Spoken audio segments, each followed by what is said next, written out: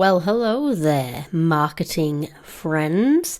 It's Ashley, and we're back with the Marketing for Learning podcast.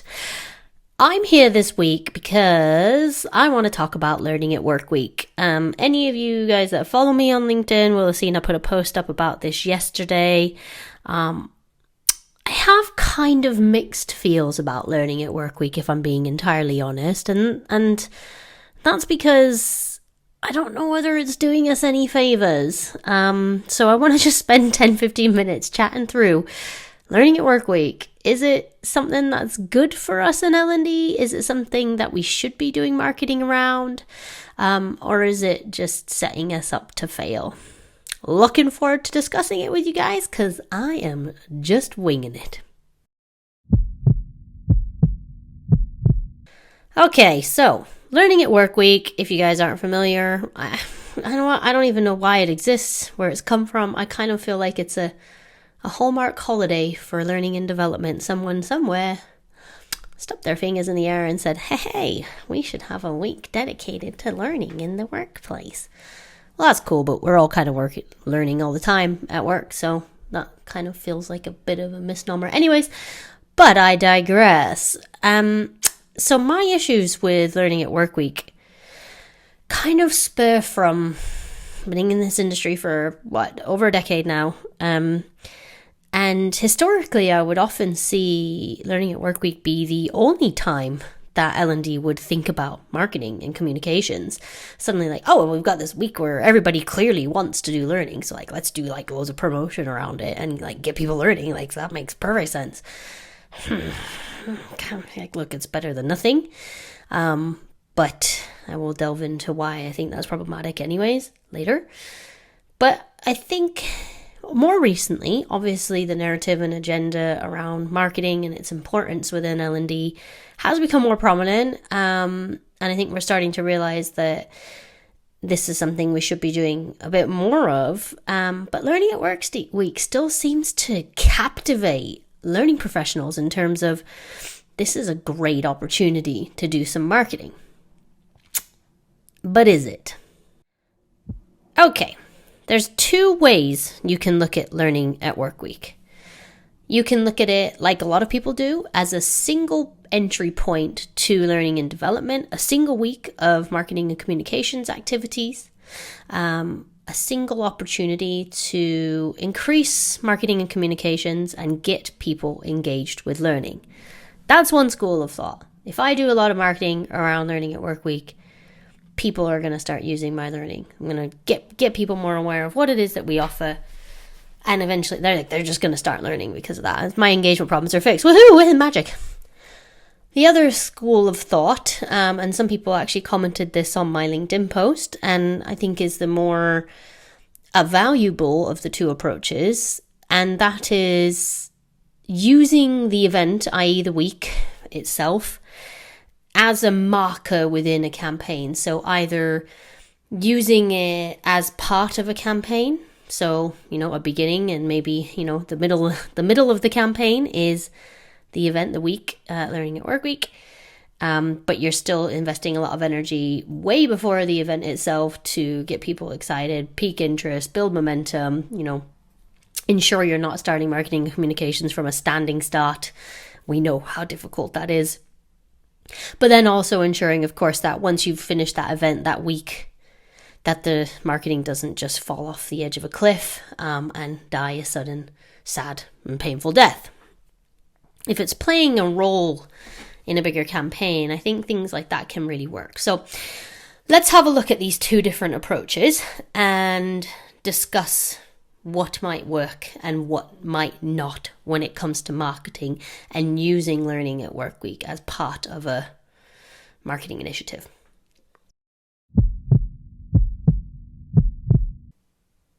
So let's go for the first school of thought that I talked about. So just the week of marketing. I can say unequivocally, without a doubt, that just doing marketing for a week is not going to get you results. So if you're only going to have a buzz of activity for a week, it's a flurry of social posts and a SharePoint article and a new video and some emails and a mention on your all hands call. Like, yeah, it's a lot of activity, but it doesn't do anything. And I'll tell you why. You might get a little flurry of activity. You might get a spike of activity, a small spike of activity. You might, because there's always people who are curious. And if your marcoms is good, it will still get their attention for a very short period of time. And that's the point.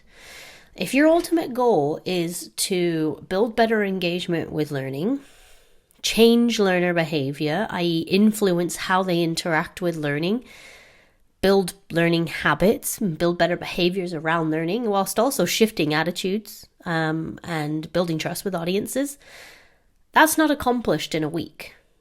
So there's just no real way to get long-term results from short-term marketing interventions. Well, I mean, I don't know, what's the half-life of a week-long campaign? There is no ability for permanence in people's minds when something enters and leaves so quickly. We know that there needs to be multiple touch points with audiences over a prolonged period of time in order to really build the idea of something in their minds and to change behaviors, capture hearts and minds. So using a single week to be the kind of linchpin of your marcoms is, in my opinion, quite problematic, because it showcases a very outdated attitude towards marketing in general, in that, we're going to get immediate results from our marketing efforts. And, again, having been a marketer for over 10 years, I can tell you that there's very few marketing interventions that are going to get you results if you're just doing it for a week. Even the shortest campaigns that we do are 3 months. And, we do have some great examples of 3-month campaigns that get genuine traction. But 1 week is very, very unlikely to really get you to where you need to be. And I think if you really stop and consider why you're doing Learning at Work Week and the goals underneath it and the purpose of it, you're going to end up landing back on the fact that you want to alter audience sentiment.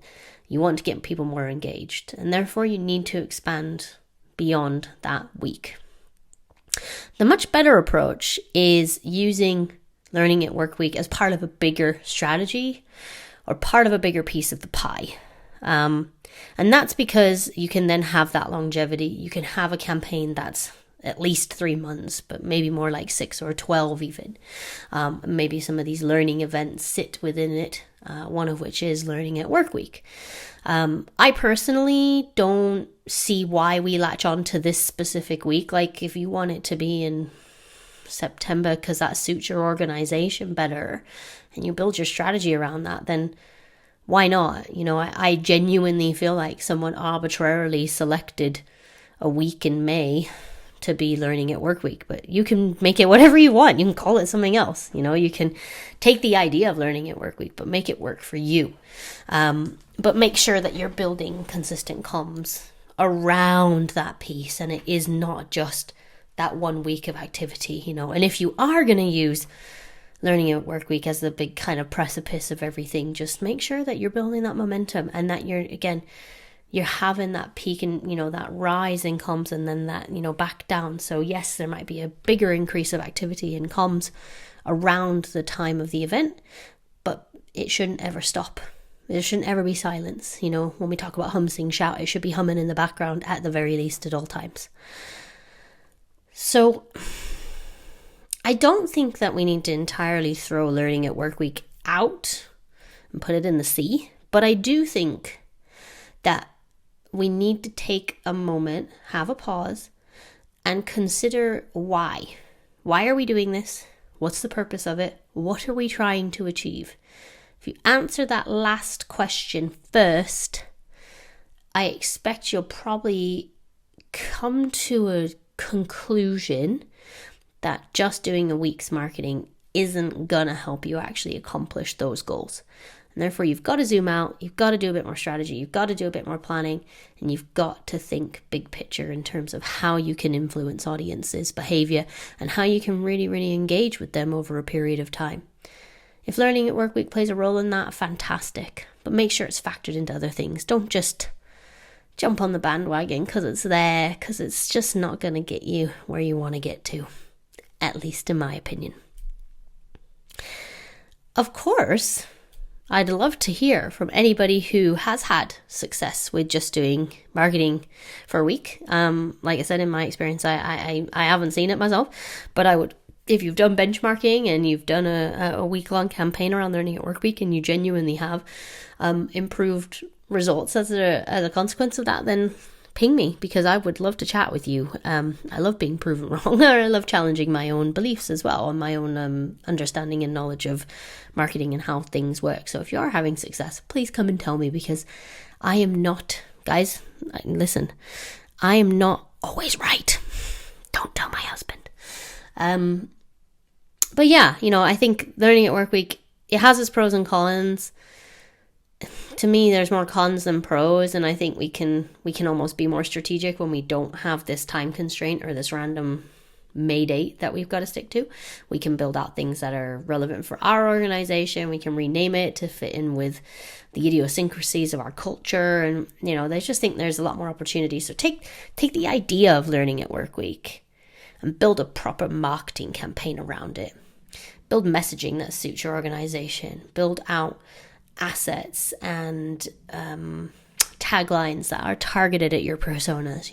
Use this as an inspiration for building out a marketing campaign that is a true campaign and is genuinely focused on getting you results.